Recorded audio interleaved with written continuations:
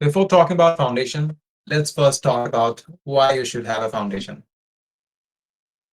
Back in 2023's December, Aniban was asking me a question that, okay, why do you think, Rohit, we are going to be forward and ahead of others in this game of wealth creation in future? It's been 1 year and there have been a bunch of lessons, but what I think was the most fundamental thing that kept us going was foundations. What is foundation? Foundation is something that you build up within your mind to encounter a specific situation. When it arises, you act on that. That means if you have a structure of mind that you can use whenever you encounter a situation, like anyone giving a speech or anyone approaching his life day to day. And a foundation is something like that you have in the back of your mind every time that you go through a situation. Yeah. And to an extent, when we were reading those books, hearing those podcasts, it felt useless. I came up to Aniban every day that, okay, we are binge watching all these things. And why are we doing this? Like, this has no execution. We are just we are just entrepreneurs yet. So Aniban and there was another guy with us. So they said like patience is important. We are going back, but we know we'll go forward. So we were going through those stages, reading books, doing nothing. There's no zero execution of that. I was getting pissed off every day that, okay, I'm reading books, I'm learning something new, but where is the execution? It has been 1.5 years, I guess, Animan. Yeah, I think that's more 1.5 years plus, if I just make a rough calculation. Yeah, those books and podcasts that we heard back at the time compounded to an extent, and after 1.5 year, we can realize that. Because when we're approaching a political situation, we get reminded of those quotes and book chapters that we have read. And for books and Mm. podcasts, it's like you don't have to memorize all these things. When you encounter a specific situation, books, podcast, and all those lessons come up to your mind, and you just eventually act on it. And for reading books, book and hearing podcasts, it's like that it's going to feel the most useless part of your self improvement or philosophical journey. Absolutely. Ivan, how should a person being at our stage approach this foundational thing? And why should he even approach this thing? Because the mass is sheep's, and why should anyone be approaching his life differently? Absolutely. Let's just shed some light there. So I remember one point you've been mentioning a while ago. So that was all about boredom. That sometimes the periods that are the most boring, after some time you realize that those periods when you are getting overwhelmed by some stuff, built you. So if when I reflect upon our experiences during the class 10 grade and all those overwhelming periods, that okay, our knowledge acquisition might be at the top, but where are we executing? We are just we're defaulting to the random life, the mediocre life we have, just being others. Just some small habits were different for us, and we thought it was never enough for us. But when we look at us today, we can just remember, like, okay, that thing just impacted on my this side. Okay, that thing impacted on my this side. If I didn't do that, I couldn't have realized this part. So the cause and effect relationship we now understand. We knew that earlier. For example, whenever someone is telling you an experience, okay, when you get married, these are the things that happen. When you get a job, these are the things that you happen. So he is just telling you one part of the coin, but when you actually go through the experience and realize the rich details of the whole part, it consolidates that understanding of yours. That's when you can say, okay, I understand this. Before this, you can say, I know this. So, regarding foundations, it's a period when you're acquiring the knowledge that helps you later with the understanding part, with navigating the rich experience that happens later. So, the way I think that people being in a herd of sheeps, it's quite a funny analogy to use there. That we are already tagging people as like sheeps. It's just a reality. It's just the reality that you are just a product of your society. So looking at the society, we can also assume how you can be. Breaking out of the perception is your responsibility, but assumption can be made by the mass. So I think the way it should be thought about of building the foundations is, for example, like in the morning we were discussing about something like our I was eating in my workspace and Rohit asked me like he had this no, belief within himself that separating workspace is better because it helps with understanding, okay, this is my place for work and that's my place for eating. So regarding this thing, absolutely I agree that with that it helps you with a straight transition, it helps you with the deep work. But the thing was that might have worked for him. For me, something else worked. Why? Because this is not a foundation. This is more of a daily tips or hack sort of thing. On the other hand, what do we understand by foundations? My best definition would be analogy that I learned from Tim Ferriss. He said that take one decision so you don't need to take 100 small decisions. That's, I think, how to best describe foundations. That when you take a big decision, and that big decision can be like, hey, I'm a fitness conscious guy, I'm a health conscious guy, then you don't need to worry about taking small 100 decisions. For example, if you're fundamentally thinking that I'm a health conscious guy, I'm a fitness nerd, then you don't need to worry in the morning that, okay, going running is good for body. What if my mother says something to me? I've never done this. Those worry never troubles you because you know the foundation, okay, this is something that correlates with my understanding of fitness, so I can do this. So I think from this part, going to the why, I think foundations are nothing but why. It's just why of your all activities. It's just the branches of the root of the tree. So that's how I perceive the foundations, that in even if it's a cliche, but it's just like the root of the tree. So that's how I would define for me foundations is. So what do you think about it, Rohit? I couldn't agree more, but that comes back to why one should build a foundation is the lion theory that I have. If you are surrounded with sheep, you are tending to become a better sheep, not a lion. But if you instead are a sheep and you try to toggle around lions, you'll be eaten. You have to first build yourself as a lion and then Okay. become a better lion within the herd of lions. Or I don't know whether it's called herd of lion because herd seems like some low approach towards the Yeah. And the thing is that there are no herds of lions. The number is very low. The competition is low there because they don't believe in competition in the first place. that's the thing. Like when we started up, it was a selfish desire for us to portray ourselves as different. I think it happened for you also that we had this underlying desire that we wanted to portray ourselves as different. If you go back to Zuckerberg's video when he was getting interviewed, like he was just rising up. It was around the 2000s. And he said, like, if I sleep for 6 hours, again, I'm not against sleep. Don't portray this as a contradictory situation. I'm not against sleep. Everybody should get sleep. But fundamentally, when Zuckerberg was speaking, he said that sleeping for 6 hours, getting to sleep for 4 hours, I can work on this, that makes me different within the students that I go along every day. So this intrinsic desire to portray ourselves as different made us come to here. And personally, I think I am irreplaceable to an extent because no one has the skill stack that you will have, and no one can beat you in the authenticity that you can be within yourself. And that's a compound that foundation stuff compounded of. Other than that, I want to also delve into how to build a foundation, what are all the stages, and how should one approach this foundational thing as a mental well-being other than this cliche that, okay, I had a girlfriend previously.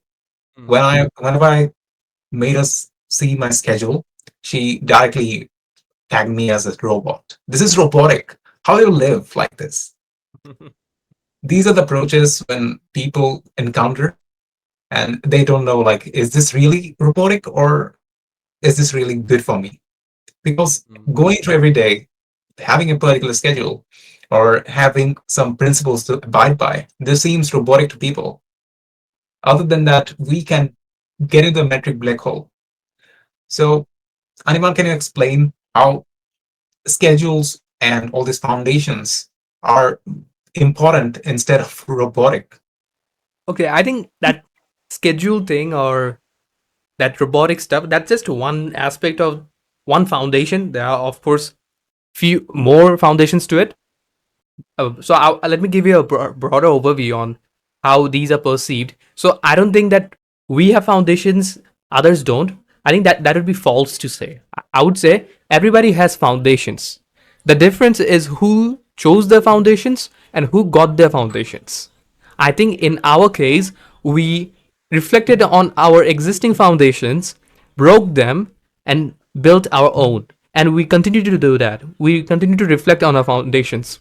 And we are still facing new ideas. We are still looking at new ideas and building our mindset around that. So I think everybody has foundations. It's just a matter of like, where did you get them from? Did you just took them unconsciously or you built them upon your self effort? So I think regarding people, you just first need to ask yourself like, why do I believe on something? It can be anything. Like, let's just say you are a student, which is a high probability that you think what's your main duty. The first belief you've been given from your life that a good student definition is someone who studies all day. So now it's your duty, it's your first possibility to question it like, okay, this is a foundation that I've been given. That studying all day is the definition of a good student. Now let me go through it, let me research through it, and let's just try to verify the truth. I think everything is all about verification by yourself. Everything is about self exploration. That's how you get to the level of self discovery of everything. It is not about something that you hear from others. It's, I think, the 90% of the things is self exploration. Even the things that you are hearing from someone is a self exploration. You somehow got to this podcast of ours and you're self exploring rather than listening. That's how I think it from a self exploration point of view, from a self action proactive point of view. Like everything is just a consequences of my choices. So regarding that robotic schedule stuff, like this is really contradictory. So if we, I'm not gonna assume a lot of stuff about your XGF, but what I would assume and what I can just like make some assumptions on is that first of all, she has some. This is relative to say. This is relative to say again, interpreted in a open point of view that she might have some foundations that were not chosen by her but given to her. That foundations were like you have to study all day. She might have believed that and she might have done that. But when it comes to like choosing your schedule yourself, scheduling all those blocks that I'm gonna work out at this time, I'm gonna go to college at the time, and I'm gonna do this work at this time. That was new to her. That was not something that was told to her. She didn't self-explore that. She couldn't like find in her thoughts that okay, I didn't knew about this. So if I didn't knew about this, then what should I say about this? I know that you have to just study all the day. Assuming she was that kind of person, you might be defined that in a different way, but I'm just assuming at the moment that the foundations I would guess she had was all about like okay, spontaneity matters, but spontaneity in what definition when you are following the foundation of studying all day. So your life is not spontaneous, but ours was because we were choosing that at this time we're going to do this. So that is less of a robotic schedule, more of our own choice. And how did we know that it was our own choice? Because we built the foundation that okay, we are actively choosing our discipline in that case. So in this case, how do you define your point of view on this? Throughout evolution, I think there entered like the theories that prove that okay, mitochondria might have entered our cells somehow and started producing energy and all that. So I think there has been this single point in evolution that came up to us and we started thinking working hard equals getting more. I think it only applies to a singular amount of beings which aren't even living beings. They're called robots instead. Robots are meant to do 9 to 5 works. Robots are meant to crank up works as much as they are given energy. But we are not built for that. We are emotional creatures. We can't approach life as okay, I'm working for 8 hours, I'm going to get the output of 8 hours that doesn't work like that. Most culture built around us is like that. And if you, it's again about environment, it comes back to environment. And building foundation has a very big amount of work to do with environment, because environment is everything.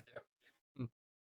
Throughout my life, I ignored a word very much, and it was called environment, because the only time I would hear this word was when we had to write paragraphs of environment pollution. And I couldn't consider that word anymore in my mind, and I thought environment was related to pollution. But Yeah. when I was pondering around self-improvement niche, and I found this idea very criticizing back then, that okay, you become the average of the people that you spend your most time with. So that was eye-opening for me. I think it's environment that are shaping up the worldview, Yeah. and on the other part, that people can be highly individualistic, and life is a single player game, as Nebal says. we Yeah. we come here alone, we go alone, we play here alone. So life is a single player game, but at the same time, you have to not perceive society as wrong, but yourself as taking the responsibility of yourself. Hearing these, your mind can get exposed to certain ideas, but you take the responsibility for yours. Whenever we are approaching some social approvals, it's that we are kind of falling into the space that there is like people to blame, but whom are you going to hand over the responsibility to? Because every day we are going through life and going around surroundings. Yep. To an extent, we are provided external factors, which we can't deny ever. We can't deny external factors. They matter, and all these things just compound up within our mind, chattering around. Whenever we are Mhm. working, we get thoughts of others or other things other than the things we have been supposed to focus on. So for me, foundation, this thing foundation gets overloaded a lot because the English language is hijacked in the first place. How's that? Whenever I'm speaking to a person, Mm. I tell them first you build the foundation, then the foundation starts building you. Yep. So it's kind of a positive sum game, like it's baking the pie together.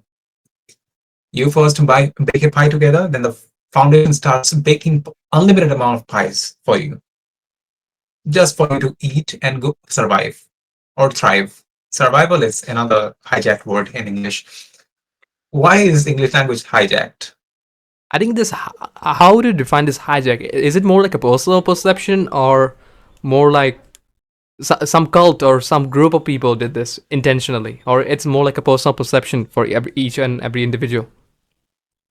I think there are various words that are hijacked. Sleep is one of them. Meditation is one of them. And why do I call them hijack? Is that because whenever you hear someone giving advice about meditation, what do you interpret? Like, okay, I say, Anirban, meditate daily from tomorrow. What is meditation to you? So I would say like it's more of not thinking about the worries and being present at the moment. Yeah, that's the thing. It's your approach, not the universal approach that everybody Yes, should care yes. about. And the thing is, to an extent where words are getting hijacked is whenever I say meditate deeply, they pretend that, okay, I have to watch my thoughts or I have to breathe deeply. No, by watching your thoughts, just sitting out there and watching your thoughts, you become nothing but an automaton who just sits there and watches his thoughts. It's not working for you. It's even working against you because you're repressing your actual thoughts to an extent. To me, meditation is doing nothing at a given point and doing nothing purposefully. It's like you are out there, you know you could be doing more at that point, but you're taking a pause, analyzing your life. And whenever this problem or foundation comes up, it's mostly that people can't sit for a long hour. And it's also an identity problem. How is that an identity problem in the first place? because an athlete wouldn't forget to train his body daily. Yeah. Anyone can, do I have to tell you to sit in your PC every morning? No. After waking up, your hand directly goes to that PC on switch and you just turn on the on before you even wash your mouth. Or maybe that happens for me. Every Completely agree. Yeah. every foundational problem that we have out there is an identity problem. An identity is shaped by the environment. The environment is shaped by a higher authority, which we are not going to toggle around today. Hmm. But these authorities are deciding upon your foundations. Yeah. And the way I would like mention the word you're using here, like identity, I would love to use a bit more about like unconscious mind, or what you can call it subconscious mind. I would tell that as the identity. Of course, there's like different interpretation to it. Like some would say, okay, no, you are building your identity consciously, and me using the word subconscious to relate to the identity is a bit different way. Why? Because for example, when you're living in a society, and if you're listening to this and just question yourself, are you being very comfortable with the society you're living in? Are you fitting in? For example, if you're not feeling adverse to the climate where you're living, like you just enjoy everything, you don't find others weird. It's funny to say that you're not finding others weird in traditional sense. So you're not finding others weird. You're not finding you're not finding others disagreeing with you. I think it's a very good time for you to like question yourself. Okay, if I'm not on this climate consciously, if I didn't choose, like I'm going to Norway at at this city because there are some entrepreneurs living there. If you didn't make this conscious decision and you're just born somewhere and you're feeling very comfortable with that place, there's a higher probability that most of your identity, or in my word choice, unconscious mind or subconscious mind, is defined by the climate, and you're not questioning that. So I would just define that identity as that subconscious mind a bit more, because it's the one that's baking the pie for you. It's the one that's within my mind, that's making me turn on my PC without having some bulletins in my house like, hey, you have to work in the morning, and my mind is like drifting away somewhere else. So what do you think about this choice of mine? I think this choice of mind is a compounding effect again. All of life's beautiful benefits come with compounding effect. And it's just that relationship that sustains for years are the ones who end up together. It's like founder relationship and anything, your relationship with money also. But we've talked a lot about why should one create a foundation first, because it's the most fundamental question that they have. Like Yeah, it's it's easy purpose. Yeah. it's easy to delve into Instagram Reels or any Facebook post or any YouTube video that you are binge watching. It's easy to fall into, and your mind can go without questioning them twice. It's very easy to fall to those because it's been socially accepted. But to an extent, I think that whatever is socially approved might not be right for you. Everything that the government decides on you is not good for you every time. Everything that your parents says, their intentions may be right, but to an extent, their processes are all bullshit. You just need to verify it yourself. It's just that you consciously deciding that. Yeah, that consciousness comes up with another analogy that I have, that we often tend to consciously want to be great or to change, but changing is socially unacceptable because we have been going through this. People treat us like we have been 1.5 years ago. Yeah. It's very annoying at the same time, and it's also very pleasing to see us like, what is this person specifically talking about when they are talking about? Because we have forgotten who we were. And the thing is that it is still is there. Like you still have, like, you're just not fitting in, and it's not something that abolished. It's just a thing that we somehow cultivated the habit, or another foundation that we learn to how to reframe that. Now we don't care, we don't give a damn about it, but it's still there, that people are not really comfortable with our change. They want us not to change. We were talking about socially unaccepting features that we Yeah. integrate in the mind. So it's like that whenever we speak about these approaches, like we forgot who we're where, this is kind of contradictory in the worldview. Because if you do a crime 30 years ago and if you get caught, you'd be still in the prison because you did this for like before 30 years. That's kind of standing contradictory as a physical domain versus a mental domain that is getting built up.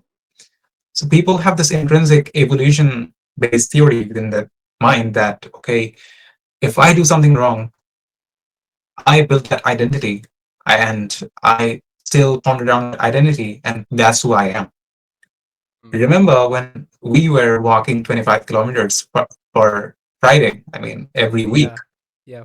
I was telling you, Ayman, sometimes I also feel like I'm portraying, I'm not being authentic. It's like I was the guy that was playing games, roaming around girls in the ninth grade, and Hmm. ninth grade or eighth grade. How did I change so much at the fall of 10th grade? How did that happen? Or I was even questioning myself that, okay, am I really that great? That authenticity question that comes up. Because again, I said that world is not malleable. World sees your mistakes from 30 years ago and judges you by that. Yep. So how do you just approach these things? Like we can tag these as limiting beliefs. How do you get out of these? Because I had a hard time explaining you that, okay, maybe I don't want to make money. I feel bad for money. Why is that? I completely went on a hypothesis and saw that, okay, this was the underlying reason because I've been nagged from my childhood about money. I thought it was greedy to make money. It was wrong to make money, about all these things. How do you actually approach breaking out of limiting belief? I would say it's just something that's more very entrenched within yourself. It's just the same thing that some script that were given to you, and by script I'm meaning some foundations that were given to you, and they are so entrenched within you that you can just separate yourself from there. And it takes deep reflection and deep experiences to get out of there. And everybody has that. It may be your religious belief sometimes. It might be harsh, but it sometimes is because one of the I think most unconscious belief that we take on is more of like cultural and religious values. So those are the things that we have a hard time separating us from, and it can for others it can be anything else. For example, why trauma hits people so much because it gets deeper and it just cultivates some wrong foundations.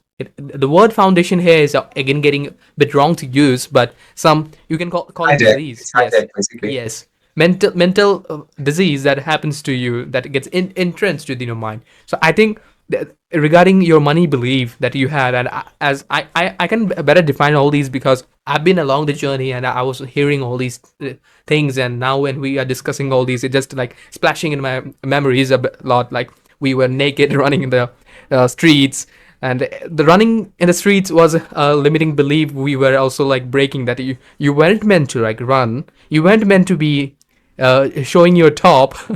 So we were at the moment even breaking the belief. So I think I would just define that as a deeply entrenched belief that your parents used to say, and I guess your parents still say that the money is gonna destroy you, right? That the touch with money, you are earning money at the moment, like we are earning money. So these will destroy our future. I think these are like deeply entrenched foundations. I think nothing else, just to not complicate things. Couldn't agree more. And the thing is that this is again socially unacceptable to break out of those limiting beliefs because it's easy for life to be comfortable. And because no one's gonna nag you. Remember, Ayman, there was no one giving you those push and waking you up at the early morning saying you can do it or that stuff. I read your journal that day and I found something like I choose to be dissatisfied and unhappy. I choose to be that. Whenever someone is coming up with these foundational questions, they should actually ask themselves that, okay, am I ready to just take on the challenges that are going to come up? Because anyone, you know that sitting out here in front of this PC and this is a lonely life. We are like a lone wolf toggling around. Exactly. We look like we are communication bastards. Okay, just beep that, otherwise we'll get a YouTube strike. So uh, we might look like we're so talkative, because but in the real life we can't just portray, we can't just talk with others unless there's a deep match within our overlap of principles. Because in that case we can't just like, okay, I have this communication skill, that doesn't mean I will always talk unless that person is similar to me. I guess I find it kind of that uh, from the authentic point of view and fitting in. I think it's all about fitting in, because it's just how we evolved. Yeah, because prescriptions don't even work. Even the prescriptions we give out won't even work because, at the earlier stage, we were trying to bring our friends when we were walking out because we were talking about philosophy, a lot of life insights that we wouldn't get exposed to otherwise. And 1.5 years later, I still see them going down to the rabbit hole, and I I feel somewhere bad that okay, these people were with us. They listened to our principles. They knew who we were, but they can change because change is something that you not get prescriptionized. It can be prescription Yeah, because we can whenever knock at the door, but they have to open the door themselves. yeah, that comes up with another thing that I wrote in my diary that okay, I'm okay to help seekers but not suckers. Because it gets highly disappointing when people come up and say we need this help and that help, but they're coming up in an unusual moment where when I'm supposed to work and they're nagging me up in the back and we're supposed to do another work and they just preach us like we owe them the attention that they deserve. Yeah, like when we used to go running, and we have to actively, proactively call people, like messaging them, giving them reminders. Like we have this morning running section at the time. We will meet there, and still actively pushing them. But I think we ourselves were wrong at the moment. We weren't doing it from a wrong motive, but it is that people who don't have the will. I think it's not the difference of knowledge. It's not the difference of hard work that makes people successful. I think it's a different difference in will. Because when you have the desire, when you have the innate desire, overwhelming desire, those things come along. The knowledge, that skill set, those come along. But I think this is the foundation, that people just don't have the desire. They might think that they have, but there's a difference between desire and just a temporary want. I just perceive it in that case.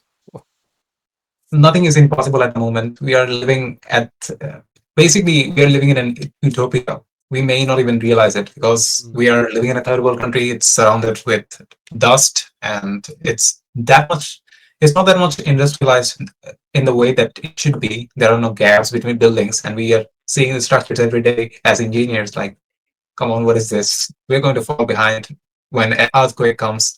But I think what comes up in people's mind is that when people are trying to break out of those limiting beliefs is that all those attachments that they have built previously, like with their mother, that they promised that they'll become a doctor or engineer, something like that. Even I was like, even 1 year ago, I was telling my mother that, okay, I'm going to become a software engineer. Yeah, Now, well, me 3 years ago wanting to be a doctor.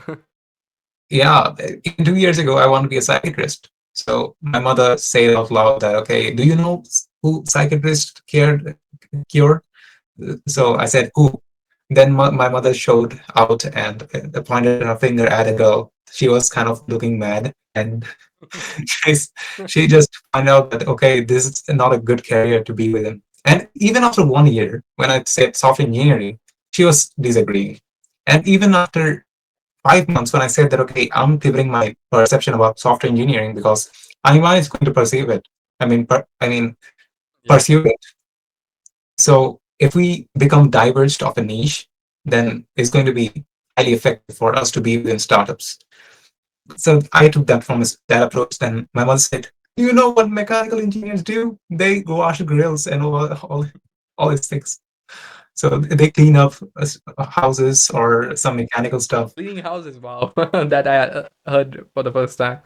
I mean, he's basically talking about the mechanical stuff that is related to the gas, the stove. Yeah. So those things, especially.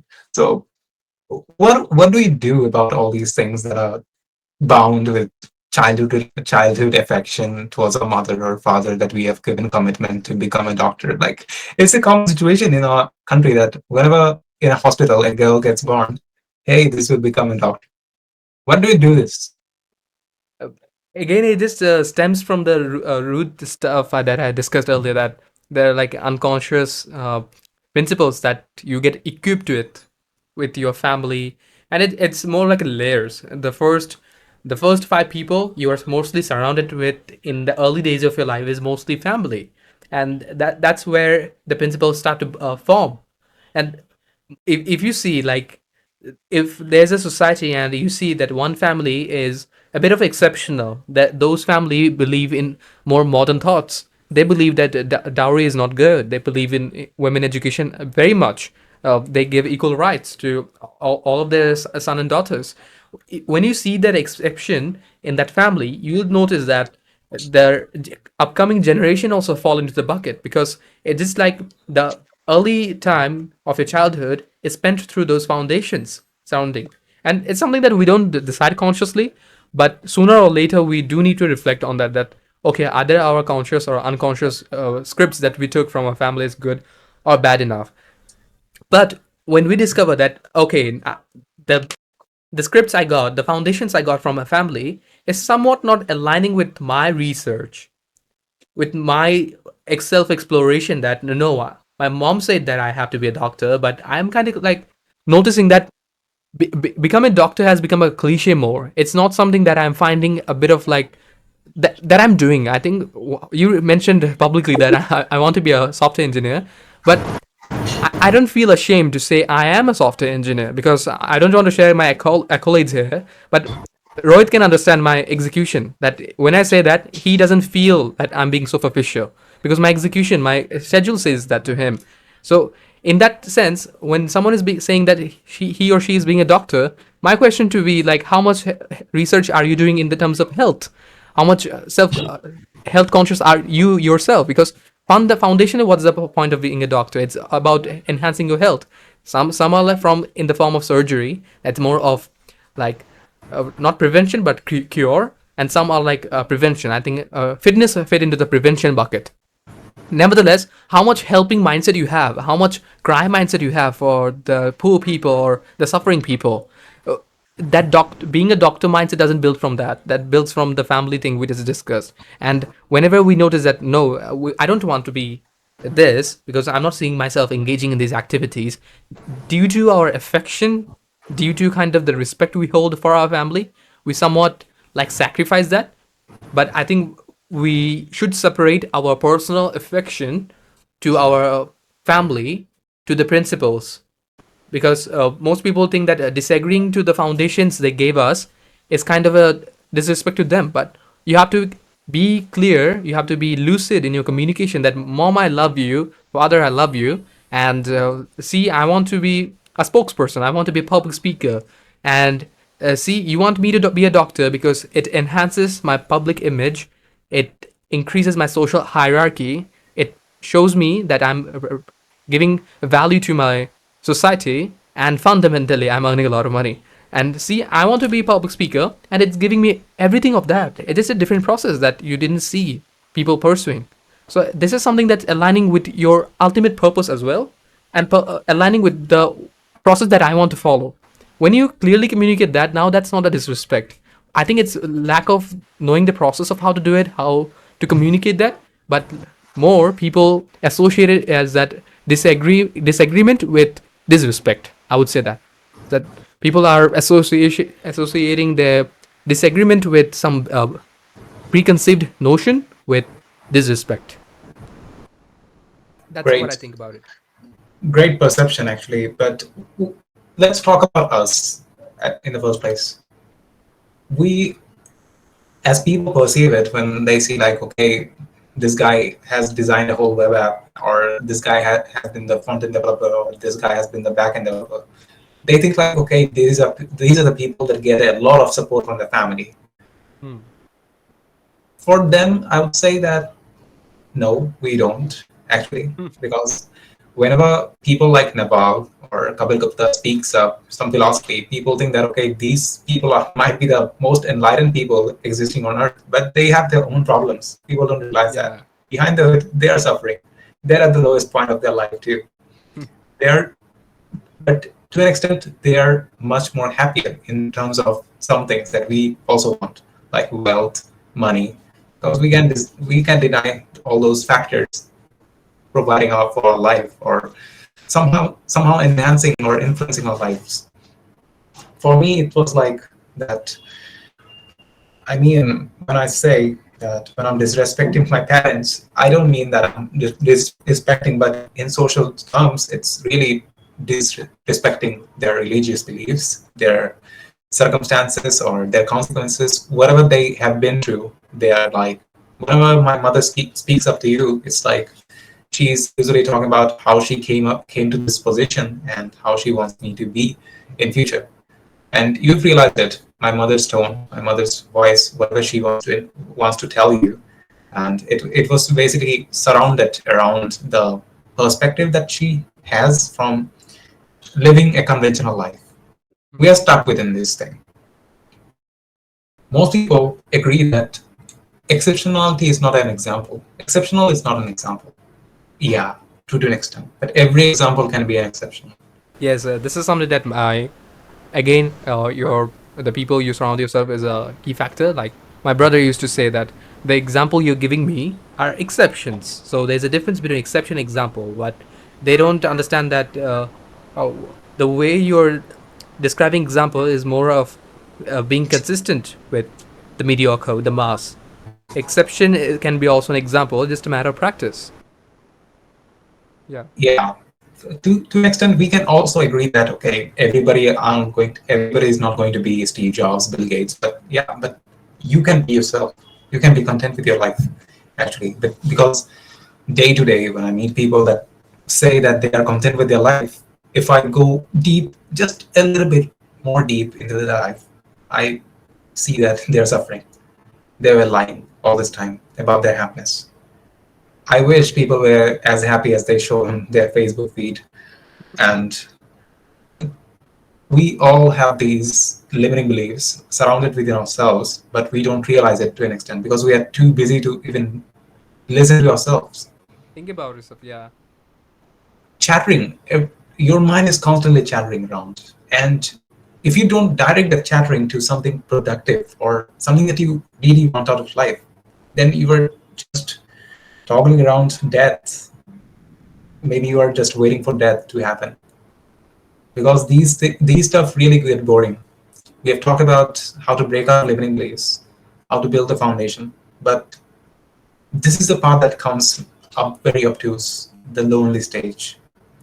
When people think that, okay, personally, we have ourselves built some sort of life that people want.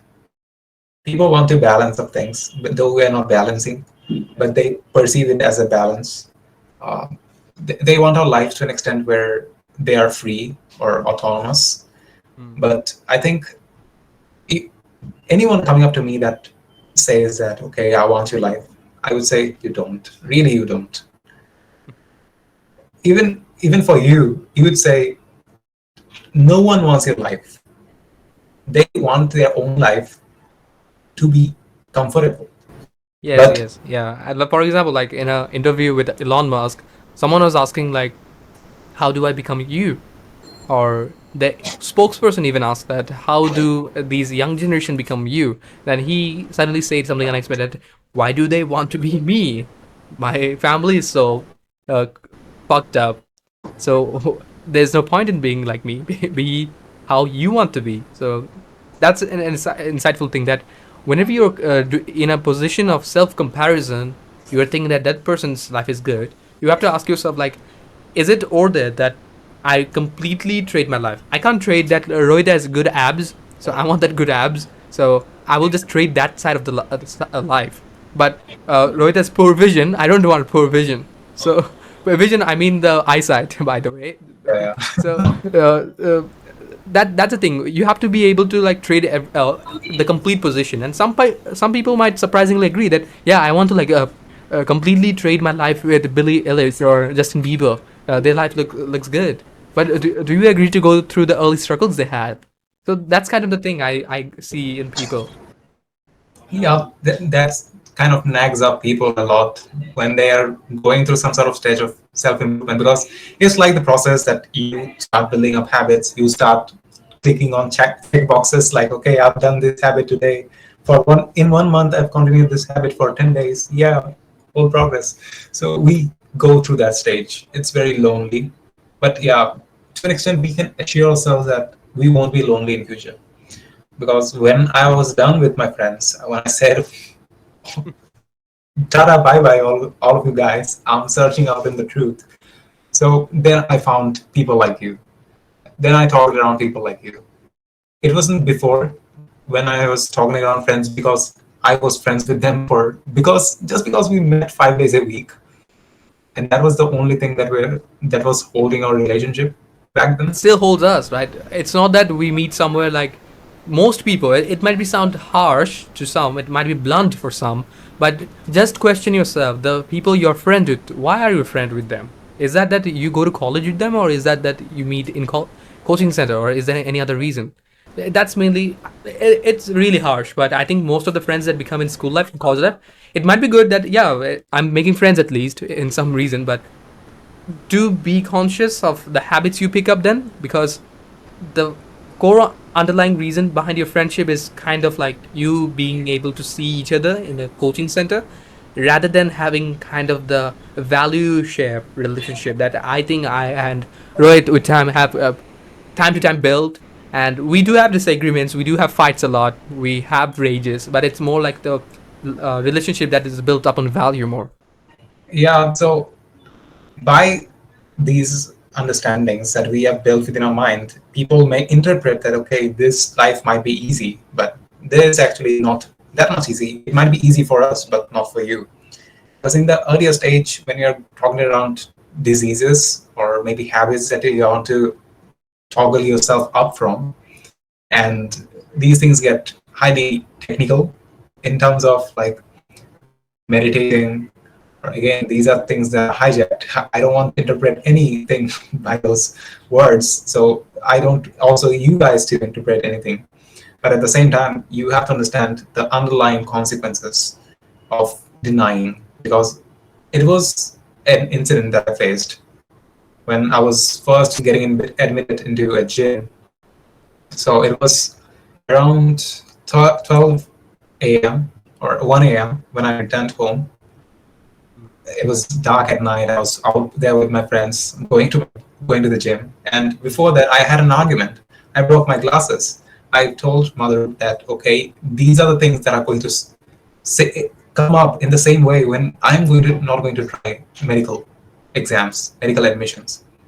This is the approach you are going to take when I'm going to deny you guys. So I just denied that, and it was 9 p.m. when I got out, and I just stayed out for more than 4 hours, and I came back home. My mother was there, uh, like on the other side of the door. So she opened up the door for me at 1 a.m. Then she was like very emotional that, okay. By the way, can you let us a bit more like what is the like the back reason behind the disagreement of you going to gym? Like how does it relate? Just a bit more context. It was like I was attending an event in April, so she didn't want me to get hurt or be within any consequence late at night. But at the same time, I think of people like Steve Jobs, because for Naval, he says that his heroes have been like physicists, the scientists have been his heroes. But for me, it was always entrepreneurs who have been my heroes. So when I look around misfits, I think there's a common pattern that they deny social approvals, they deny social conditionings. And that was the thing that I was completely fed up with this circumstance that, okay, I can't go out at the night for going to the gym. And it was it was kind of a one point of view, or that one point where everything changed. they lost a keen hope that they have hold that, okay, Rohit is going to operate under my laws. That was the point when I broke all those things. And now you can see, like, if you were seeing my video right now, as I'm talking to Aniban, my door is locked, and no one's going to enter it because they know the consequences of getting in. That's funny, yeah. And this is something that we built on time. Like you were mentioning about the gym thing. For me, similar experience that I used to be a bit of more fluffy in back in my class, ninth grade, and I started exercising a bit more. I didn't even know why I started it. It's more of like I started getting along. It's more like the exposure I had. Like, okay, you have to be a bit more fit and to be a bit more active lifestyle. But of course, the consistency came from the foundations I built. But the casual workout that started out in the early days, most of my classmates, surroundings perceive my mother as someone very supportive. And they won't believe this. Anecdote I'm gonna share right now is that my mother used to feel very resistant with my exercising. That why are you exercising? Like, you don't need to be like slim. You are already fit. You don't need to do anything. And a lot of friction. Like I used to turn off the fan to exercise, and she would no, just don't do that, don't do that. You will get sick, you will get hurt, etc. And I used to say I will go to army because that's why I'm like exercising. I used to give excuses just to continue my habits. But now, when I go to running for 25 kilometers at 5 a.m. in the morning, I feel no resistance. When I do anything, I don't need to give a lot of information because I didn't cooperate at least, but I could communicate. The thing that we are already discussing, that you have to like separate disrespect and what you think as disagreement. Sometimes disagreement works for you because you can't just satisfy all the time. Yeah, these things are kind of sitting as a contradictory thing because the social approval is important for people. People want to get certifications of them being good people. They're not sure enough by themselves that, okay, I'm good enough, but they want certifications. They want social approval. What happens is when you continue on to that life, when you feel any sort of failure or suffering, no one's going to come back to you. No one's going to come back to you and say that, okay, you did enough. It was enough and you worked hard very much. No one's going to pull you off or pull you back to the track. No one is out there for you. It wasn't that anyone helped us, but we helped ourselves. First of all, whenever you're approaching all these things or suffering, that, okay, I'm to an extent bound to abide by my mother's principles or father's principles, but it gets highly contradictory when you go throughout your lives. And if you lie on your deathbed and you're going to die before 5 minutes, in 5 minutes. So before 5 minutes, you think like, what I had done wrong, and those things pop up first. Yeah. The things you didn't do, and these things get highly philosophical because philosophy, as we think of it, is something impractical. It's something obtuse. It's something that is unapproachable. It has no practical implementation, and people think like, okay, this is some sort of philosophy. I don't want to hear it. But if you live long enough, you become philosopher, as Naval said. And these approaches are also your very own. We don't guarantee that if you listen everything from this podcast, you just are going to be an invincible or maybe just some omniscient, omnipotent being that would crank up any work. The foundations are malleable because you can see a common pattern out here that the person who earns $20 doesn't understand why would anyone go and buy some food from restaurant. They can just buy cheap foods and just keep their body alive or some sort of stuff like that. So anyone earning low don't know why a person in the middle income level spends this much on food or any stuff other. The person in the middle income level don't understand why would any rich person invest this $1 billion into a painting. What is the point of it? So this is a hierarchy that is getting built up. That when, let's say, the lowest stage, I know there are lower stages, but let's say you are let's interpret that you are in a higher stage of scrolling Instagrams. You are in a low position in your life where you are constantly addicted to your phone. You can get out of that, but you know you could be doing something more. But let's say you are at the level one. So level one Mm. is where you are unconscious of your surroundings. In the second level, you are conscious of your surroundings. In the third level, you think of taking some actions. In the fourth level, you take some actions and you get satisfaction, but you're not used to it. In the fifth level, let's say that you've gathered everything that you wanted and build a foundation that starts building you, and the level just compounds up to infinity. Someone sitting at level one would not understand why would anyone work hard for level two. Someone sitting at level two wouldn't understand why would anyone work hard for level three. We get nagged by this question a lot, Iman, that okay, why not do these things in university? Life doesn't wait fucking for anyone.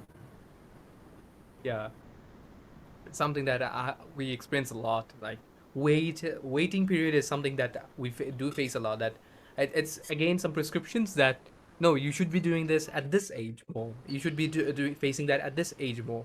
So it's again some notion that we've been fed with, but that's the thing that you can challenge them. You just don't need to like believe them for the sake of believing it. So I just perceive it in that way. The any last thoughts on like foundations of minds?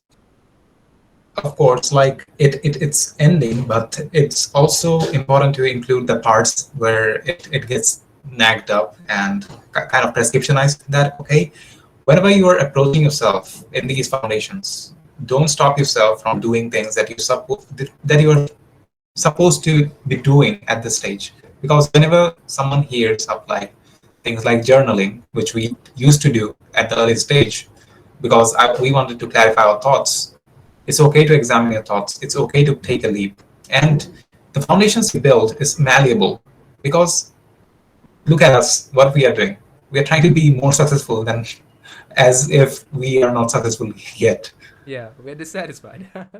We're dissatisfied. You are also dissatisfied. You're going to be dissatisfied your whole life. These foundations are also malleable. People change their principles. If you read Mark Manson's book, Subtle Art of Not Giving a Fuck, he included that part where a singer just left his band and started a family, and he was content with it. Another person who just didn't, who wanted to take like advantage of his like anger or some furious emotion, he felt that he lived his life with some sort of like unhappiness. So successful people are successful because they're doing things even if people are agreeing or not agreeing. They don't care about people. They don't care about situations. It's not that again those videos that you see around like even if I feel pain, I do this. Even if I feel this emotion, I do this. So life doesn't change for those people who are content with their lives. It contradicts with our investor a lot, and that when he was saying that okay, if you just sleep less and just do more or see more, you're going to live more within your age. But to an extent, those things are not true, and these things kind of fall behind because foundations are malleable. Foundations are not abstract things; they are like concrete. These can be breakable or malleable. This can be called something like a, a banana that is kind of you can squeeze it, you can let it be wherever it is. But foundations that you build yourself are the foundations you break tomorrow because you want to be successful more. This intrinsic desire within you is not going to end. Never. Yeah, that's where I think meditation and renouncing this word comes, that you give up a desire. That's when I think you are free. Right now, you are kind of, the word should not be hijacked, but you are controlling yourself. Like you are just setting up the bar always high, which is good, which is not at all bad. It's the way we are enjoying the game because it's just another game we are playing in life, the short one, or the short game life. But this constant dissatisfaction is the one that's like pushing you. Okay, is this belief of mine true? If it is true, then why am I not being more successful? That's the thing. Why I call these foundations malleable is because of the exposures we get every day, because we didn't stop learning. We're not stuck here, and we are seeking out books. It may be that some life situations comes up because life has ups and downs, and your improvement or your transcendence has ups and downs too. You may just fall behind, but no one's going to pull you back from the track. You come back to who you were at any given point. And even if it's like contradictory to a lot of people, I want to complete this thing. I want to complete this recording by saying this, that the people who are seeking out specific professions like doctor, engineer, and all that, I just wanted to realize that this entire civilization built around you is built with diverse interest. It's not that everybody failed to be a doctor or engineer and got up the things and became a banker or became a management expert or something like that. It was all diverse interest. And you are kind of falling into the part that where people say being an engineer or being a doctor is associated with money. You will make great money. For clearing that part, if you don't own a piece of business, you are never going to make money, enough money. I mean, Yep. because our desires, the people at the end who are concluding to be doctors and engineers, they have a common pattern that, okay, I'm going to make myself enough of money out of this. But what I want to want you to think of is that whenever you are sitting at a traffic jam, what happens for conventional people sitting at their 30s is that in that given situation, while you're in that traffic jam, you think of things like, if I had enough money, I could have bought a car. And then you think like, okay, if I had a car, I would have been to office earlier. But again, you think that, okay, if I had a helicopter, I wouldn't be here in the traffic jam, stuck in here. Then you again think like, fuck this. If I had money, I wouldn't even go to the job. I wouldn't have to go to the office. So these things are the things that never end. Even if you see around people who are being tutors, doctors, engineers, who are successful to an extent, because if you look at Elon Musk, he has Neuralink. In that point of view, he can be called a psychiatrist or a doctor. And he builds up Tesla, SpaceX. In that point of view, he is an engineer, but he's none of them. He's called an entrepreneur. People who are doing great are doing great because they're seeking out the truth. And because why is this? Why is truth seeking is not a profession? Because truth seeker doesn't sound good of a profession yet. So they just tag them as entrepreneur, physicist, because you have to understand the people who inspire you day to day, Einstein, Newton, whoever it may be, they were not physicists. They were not scientists in the first place. If Newton was sitting out there trying to crank up some formulas about gravity, he would have never done that. If you're forcing your mind to come up with some analogies and formulas, you're never going to be great at that thing. So I want particularly the hearers or listeners to get out of this thing that, okay, if I take up a conventional doctor or engineering path, I'll be rich. You won't. And we complete with that. Thanks. Thanks for watching What the Outliers Show, and we will continue to discuss such more foundational and even advanced stuff for students to grow out of the rut and develop them personally. Thanks for watching the show, and meet you in the next episode. Bye. Come on, like it doesn't even